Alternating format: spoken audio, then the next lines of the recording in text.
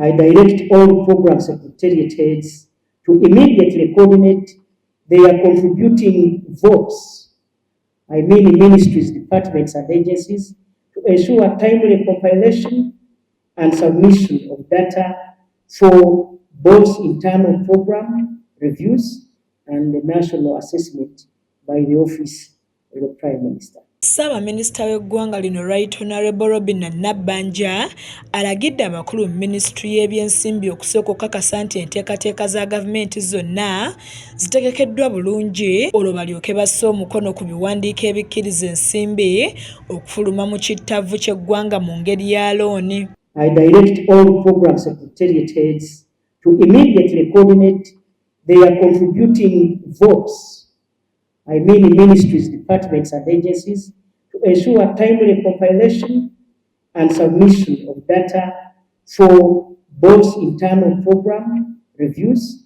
and the national assessment by the Office of the Prime Minister. Ekiragiro kino akiyisizza amakya ga leero bw'abadde aggulawo omukolo mu nteekateeka y'okwekenneenya alipoota ekwata ku nkola y'emirimu gya gavumenti eya buli mwaka emanyiddwa nga National Annual Performance Review Report ng'eno eyindira ku wooteeri ya Speak Resort e Munyonyo ng'omukolo gwetabiddwako baminisita okuli ow'ebyensimbi Matia Kasaija, owa gavumenti z'ebitundu Honorable Raphael Majezi n'abalala. Guno mulundi gwa kusatu ng'enteekateeka eno egenda mu maaso nga minisita Majezi ategeezezza nti mu kiseera kino ebyenfuna by'eggwanga bitambula kinnawadda era nga n'obubonero obuliwo bulaga nti mu maaso eyo bijja kuba birungi. The resurgence in trade and real estate operations, industrial sector has performed quite well at 5.8%. The agricultural sector has risen to 5.1% from last year's 4.5%.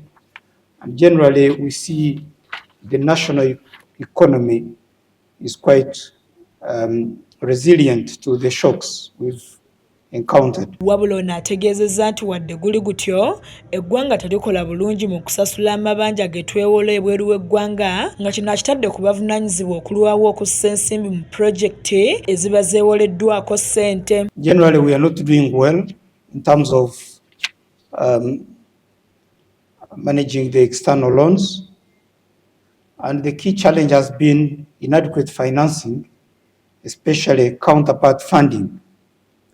And this has led to low absorption of funds, and it is something we need to discuss and agree on in terms of way forward. Alipoota eno eraze nti obwavu mu bannayuganda bukendedde nga n'enteekateeka za gavumenti ez'enjawulo zitambula bulungi nga bwekyalambikibwa mu manifesto ya NRM eya 2021 okutuuka mu 2026, kyokka eraze nti z'entobazi zisaanawo ku sipiidi ya kizungirizi.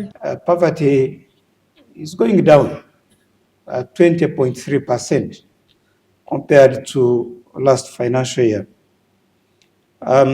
In terms of the stunting of our children, again, we're doing much better than the previous year at 24% as compared to the previous year, which was 29%. The wetland coverage has declined. Right on our Prime Minister, this is not a good report, from 13.9% to 9.3%.